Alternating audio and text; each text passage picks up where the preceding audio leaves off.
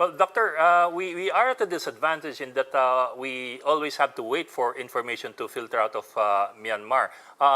Can you tell us, are we getting the full picture, or are we getting an accurate picture of what's happening in Myanmar, or are there things that we are not hearing or not seeing that we should be seeing?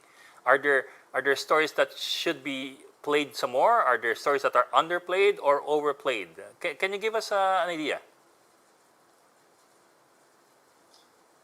I mean, right now, the problem is that 54 million people are living under fear in my country, Myanmar. And secondly, today it can be the day when they will kill me. Yeah, today can be the day when my mom will be arrested. Today can be the day when my dad will be arrested. Today's the day. Today may be the day when my daughter, my brother, my sister will be killed. So it's like the smoky guns in the doorsteps. They are pointing and on the high, and they are doing this. Even snipers on the high, aiming to kill, shoot to kill. So I mean, all the country are under siege. As I said, they turned the country into chaos. That means that our neighbors, our friends, our family. We are the family. ASEAN as 10 members. We are 10 members of the family. And this is happening. It seems to us that our neighbors, our friends, our family members are closing their eyes so that they will not see it, and closing their ear so that they will not hear it. So the people of Myanmar are crying and dying. So I think it's the time for our neighbor and the world to hear the voice of the suffering of the people of Myanmar. So how would you assess, you mentioned ASEAN, how would you assess the response of ASEAN and the individual countries right now?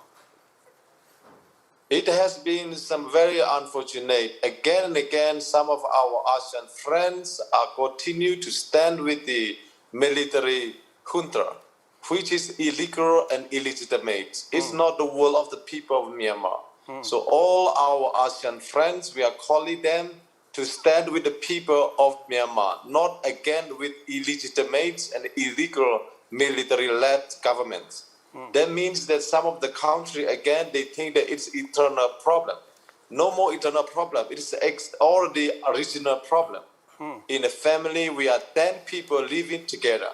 If one is behaving bad, killing its own people, declare the war on its people, that means that the 9 friends, the 9 family members have the responsibility to protect the children of that person who is killing own children. It's very simple. It's very common sense. So we are asking all the country in ASEAN, our friends, our dear neighbors, to please stand with the people of Myanmar, not again with this illegitimate and illegal military council. But we have some experience with the exiled government, prior to the reform age that allowed the NLD back into mainstream politics in Myanmar. And if we look back at that history, we were discussing it earlier. ASEAN, as you know, is very conservative. We work by consensus. It works very, very slow. The member countries have gone as far as to say that the elections should be respected, but as you said, not a categorical backing of the elected parliament as the real government. What is the implications beyond Myanmar? Given our history in ASEAN of slow-moving, move by consensus, the ASEAN way, and so on, beyond Myanmar, what is the implications for ASEAN if, as you said, this family does not take a position on this particular trouble in Myanmar? This is very simple. These military generals, they are in any country, Asia or Myanmar, it doesn't matter, really. They are putting ASEAN into shame in front of the world. That means that we cannot afford, by this small number of people, putting ASEAN into shame on the stage of the world. It's 21st century. The people must realize that it's no time for words, it's time for actions. That means that if we are going to behave like that again and again, no one in the world is going to respect us, ASEAN, anymore. I think we cannot afford to lose the respect that we need to have as ASEAN country. That means that we have to make decisive actions when necessary. Whenever there's emergency, we have to act quickly. And and immediately, not waiting and seeing what happened. So I think that this is putting ASEAN, taking ASEAN backwards. If we have got stable neighbor and prospering neighbor and thriving neighbor, that's much better to have than this kind of military generals who are killing its own people.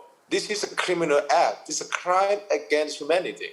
It's not just something went wrong. It is about crime against humanity. So unfortunately, these generals of military regime has committed crime against humanity times and times again.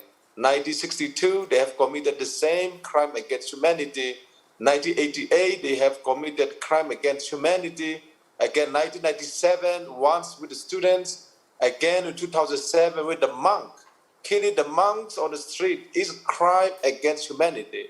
And with Rohingya people, yeah, in 2017, they have pushed almost 1 million people to the sea and killed many of them. Now it's happening again. So ASEAN has the responsibility to come to stand where the truth is. So they cannot stand again and again covering these generals who have committed crime against humanity. If they still stand with them, they will be blamed in history. The history will judge us harshly.